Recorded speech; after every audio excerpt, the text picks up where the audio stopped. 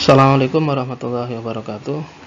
Melanjutkan pertemuan atau materi pada kali ini, yakni membahas tentang hakikat, ciri, dan komponen-komponen yang ada dalam proses pembelajaran atau komponen belajar mengajar. Pada materi hari ini atau untuk yang pertama ini kita akan membahas atau bagian pertama ya, kita akan membahas tentang hakikat. Ini tema utama kita, yakni tentang apa? Hakikat, ciri, dan komponen belajar mengajar. Nah, belajar itu sendiri adalah ya secara istilah ini panjang lah, ini banyak beberapa ahli untuk mendefinisikan. Namun secara singkat ini belajar adalah perubahan tingkah laku di dalam diri individu setelah berakhirnya melakukan aktivitas. Artinya setelah melakukan serangkaian kegiatan, maka dikatakan seseorang itu kalau memang dia telah belajar adalah adanya perubahan tingkah laku di dalam diri individu itu, baik dari tiga ranah itu ya, artinya dari tiga ranah pendidikan itu, baik itu kognisi, afeksi maupun psikomotorik. Dari ketiganya itu tentunya adalah apa? Adanya sebuah perubahan telah berakhirnya atau setelah berakhirnya melakukan aktivitas atau kegiatan. Sedangkan mengajar itu sendiri adalah proses pengelolaan, mengorganisasi lingkungan untuk peserta didik. Ya, kalau belajar itu fokusnya lebih utama itu adalah subjeknya adalah apa? Seorang peserta didik. Namun kalau mengajar ini biasanya diimplementasikan, ini diterangkan atau dijalankan oleh apa? Oleh pendidik atau pengajar atau guru ataupun dosen. Nah, ini merupakan definisi awal ya, bahwasanya untuk bagaimana menggambarkan atau bagaimana kita menjelaskan tentang belajar dan mengajar.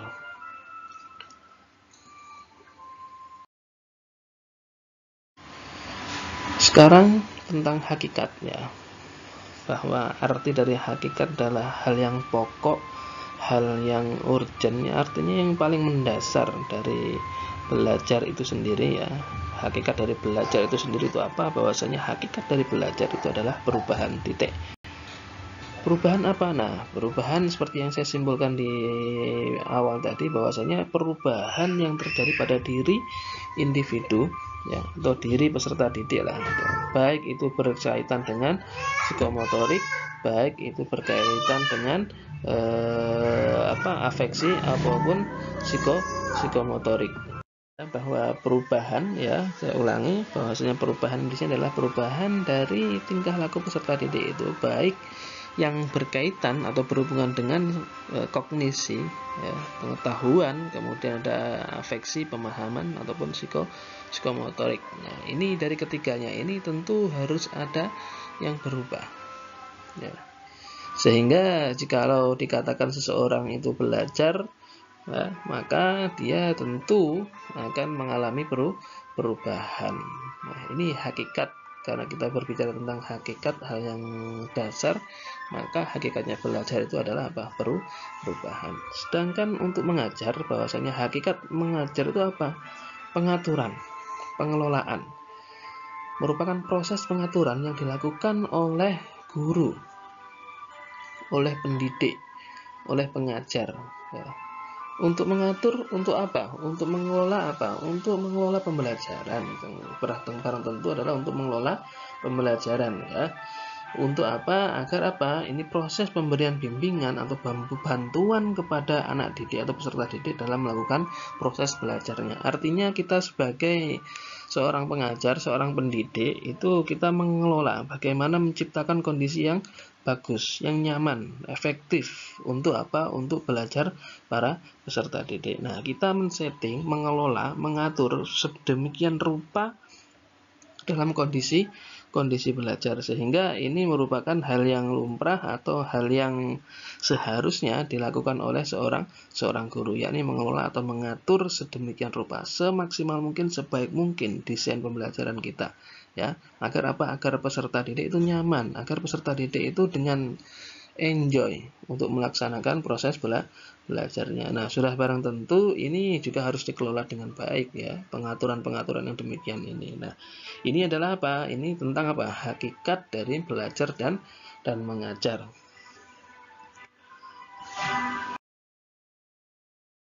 Berikutnya tentang ciri-ciri belajar atau pembelajaran, atau istilahnya kalau kita gandeng atau kita gabungkan ya ciri-ciri pembelajaran itu dikatakan sebuah proses pembelajaran jikalau memang ada beberapa ciri-ciri. Di antaranya adalah satu, apa di sana harus memiliki tujuan, bahwasanya ketika kita datang dalam satu kelas ya, 1 jam pelajaran, maka di sana sudah barang tentu kita ada tujuan pembelajarannya.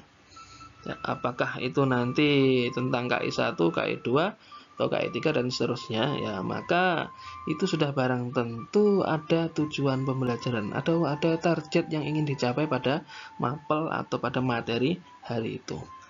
Setelah tujuan, yang kedua ada yang namanya prosedur yang sistematis, seperti yang saya jelaskan sebelumnya, bahwa dalam proses pembelajaran itu ada yang namanya sistem prosedur, atau ada yang namanya hal-hal yang disetting, direncanakan secara sistematis.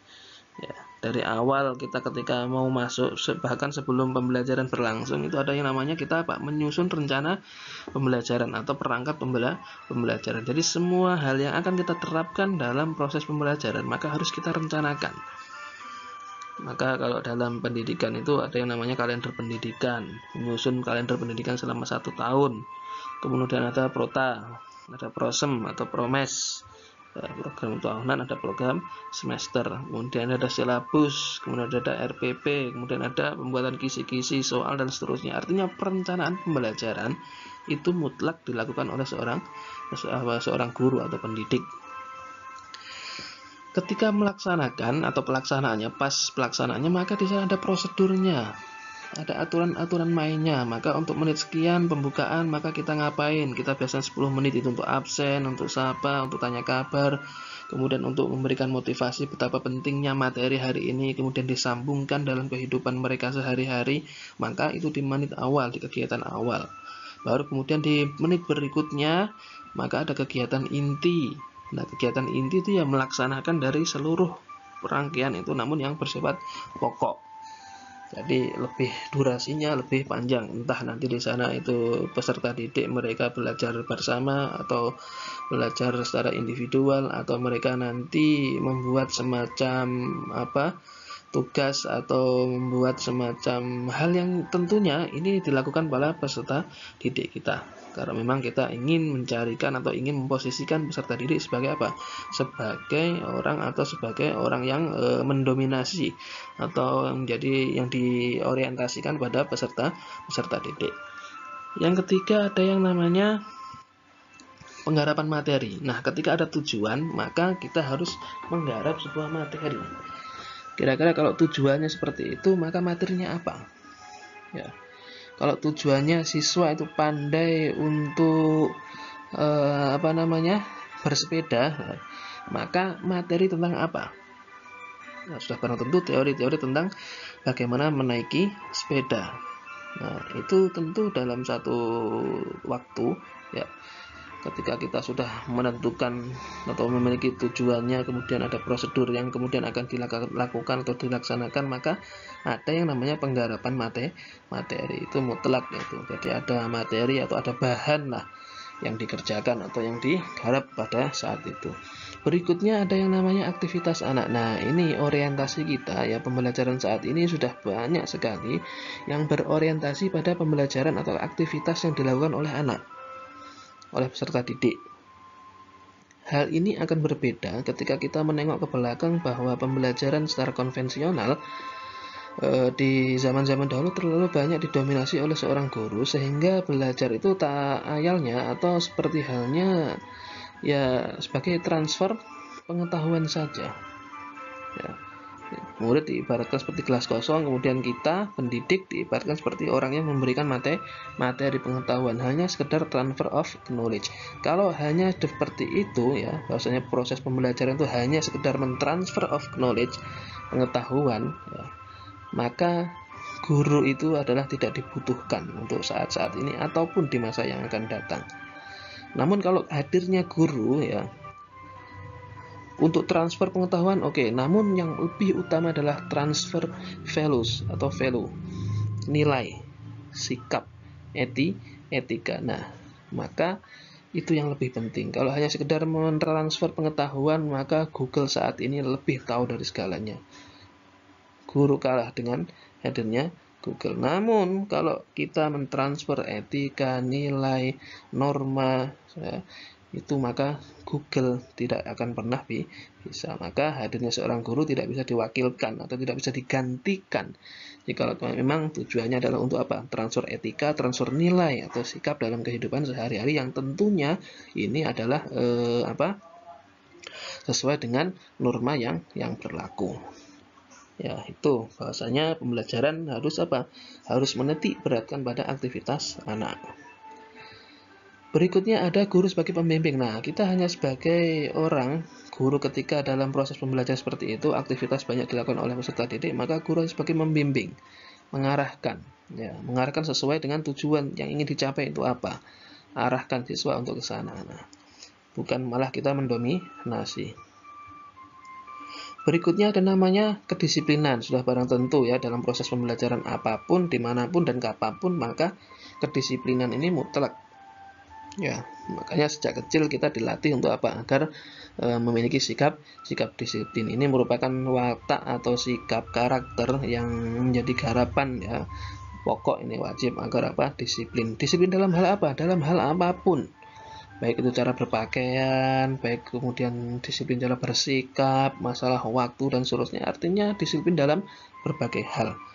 Bukan hanya masalah datang terlambat, datang tepat waktu, enggak, tapi cara beretika dengan siapapun, kemudian dengan disiplin dalam berpakaian, misalnya hari Senin, Selasa, Rabu kan sudah barang tentu ada jadwal waktunya masing-masing. Itu marah semuanya, disiplin dalam segala hal. Berikutnya ada yang namanya batasan waktu. Nah, sudah barang tentu ketika kita belajar maka ada batasan waktunya. Satu meeting, satu tema pada hari itu sudah ini misalkan untuk meta atau tema hari ini, topik hari ini, maka berapa kali jam, berapa kali pertemuan. Di sana ada batasan waktunya. Ya, untuk menentukan materi ini bobotnya berapa pertemuan harus selesai, maka ini harus dijelaskan ada batasan waktunya. Berikutnya atau yang ke-8 adalah apa? Evaluasi. Maka ciri-ciri pembelajaran ya seperti halnya yang sebelum-sebelumnya, maka ini ada evaluasi. Maka biasanya tempatnya atau letaknya pasti di akhir. Nah, ini ciri-ciri dari apa? Ciri-ciri dari pembelajaran. Belajar dan mengajar ini merupakan rangkaian atau ciri-ciri dari seluruh rangkaian pembelajaran. Maka jikalau kita memang ditanya apa yang menjadi ciri-ciri dari proses pembelajaran, maka setidaknya ada 8 ini yang dapat kita sampaikan, atau setidaknya ini menandakan bahwasanya dikatakan sebuah proses pembelajaran, yakni ini ya untuk ciri-cirinya.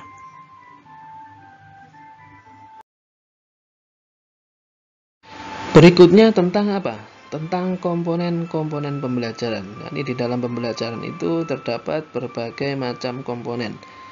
Ada 7. Tentu pelakunya adalah di sana ada peserta didik dan ada pendidik yang melakukan. Subjeknya adalah di sana. Ada 2 komponen itu. Jadi kalau saya totalkan dengan peserta didik dan pendidik maka ada 9 ya. Kalau saya cantumkan di sana. Yang pertama, kita akan membahas tentang tujuan. Maka komponen pembelajaran ya, karena memang pembelajaran dikatakan sebelumnya di video sebelumnya bahwasanya pembelajaran adalah merupakan sebuah sistem yang terdiri dari berbagai macam komponen. Maka ini adalah komponennya. Dari 1, 2, 3 dan seterusnya itu tentu akan saling berkaitan ya. Akan saling berkaitan mereka. Yang fungsinya satu, tujuannya untuk menggapai tujuan dari apa yang digariskan sebelumnya. Tujuan ya, apa yang kemudian ingin dicapai, yang menjadi cita-cita dari pelaksanaan kegiatan hari itu. Maka tujuan pembelajaran itu di awal biasanya siswa akan memiliki ini. Siswa akan mampu untuk menguasai ini. Siswa mampu untuk melakukan ini dan seterusnya. Artinya di awal itu tujuan pembelajaran jelas. Ya. Kemudian berikutnya ada yang namanya bahan atau materi atau substansi yang akan disampaikan dalam proses pembelajaran itu. Jelas ketika ada tujuan maka bahan atau materi itu ada di sana yang menjadikan salah satu komponen dari pembelajaran. Berikutnya ada KBM, ya, kegiatan belajar mengajar. Jadi ada tujuan, ada bahan, maka di sana ada proses pelaksanaannya. Ya. Proses pelaksanaannya ini merupakan apa? Inti dari kegiatan dalam pendidikan itu sendiri. Ya, kalau perencanaan dan kemudian evaluasi itu biasanya di sebelum dan sesudah. Nah, kalau KBM ini pas ketika pelaksanaannya. Baru yang berikutnya adalah metode. Ini cara yang digunakan apa untuk mencapai tujuan. Metode pembelajaran ada banyak, sudah kita bahas, ada demonstrasi, ada ceramah plus tanya jawab, ada inquiry atau apa ya. Maka dari sekian banyak itu merupakan beberapa contoh metode yang dapat kita ambil, ya. Kita biasanya memberikan sebuah kolaborasi, artinya tidak hanya menggunakan satu metode tapi beragam, ya. Kita bervariasi metodenya. Kemudian berikutnya ada alat. Alat ini maksudnya apa? Alat ini adalah segala sesuatu yang digunakan untuk mencapai, ya. Ini sebagai alat bantu biasanya. Ini biasanya bisa berupa suruhan, ya. Alat yang pertama bisa berupa suruhan atau perintah lah, larangan, ada apa itu. Biasanya itu. Yang kedua ada yang bersifat alat bantu pengajaran. Biasanya ini alat seperti halnya globe, papan tulis, gambar. Nah, ini sama halnya sebagai sarana media. Baru yang berikutnya ada sumber belajar. Nah, sumber belajar itu maka di sana ya sesuatu yang dapat digunakan sebagai apa? Tempat di mana bahan pengajaran terdapat atau asal untuk belajar seseorang. Bisa dari buku, paket, kemudian ada majalah, tabloid, komik pun itu pun bisa kita gunakan sebagai sumber belajar. Kemudian guru, kemudian peristiwa atau orang, nah, semuanya adalah merupakan apa? Merupakan sumber belajar. Baru yang kemudian terakhir ada evaluasi, yakni tindakan untuk menilai, biasanya ini untuk menentukan nilai atau untuk menentukan dari sesuatu. Bisa naik turunnya, baik buruknya, maka dinilai dari evaluasi atau evaluasi secara keseluruhan, seluruh rangkaian dari pembelajaran itu. Jadi bukan hanya untuk menentukan nilai dari peserta didik, tapi dari seluruh rangkaian tersebut kegiatan KBM pada hari itu bisa dievaluasi. Nah, ini merupakan apa? Merupakan komponen-komponen yang ada dalam pembelajaran. Tentunya dari satu dengan yang lainnya itu saling berhubungan, saling berkaitan, ya, karena memang kita berbicara tentang sistem, ya. Pembelajaran adalah sebuah sistem, maka sudah barang tentu komponen satu dengan yang lainnya itu keberadaannya sangat penting dan saling berkaitan. Nah, ini untuk penjelasan tentang materi pada pertemuan hari ini. Mudah-mudahan ada guna dan manfaatnya. Demikian saya akhiri. Ihdinas siratal mustaqim wallahul muwaffiq ila aqwamit thoriq. Wassalamualaikum warahmatullahi wabarakatuh.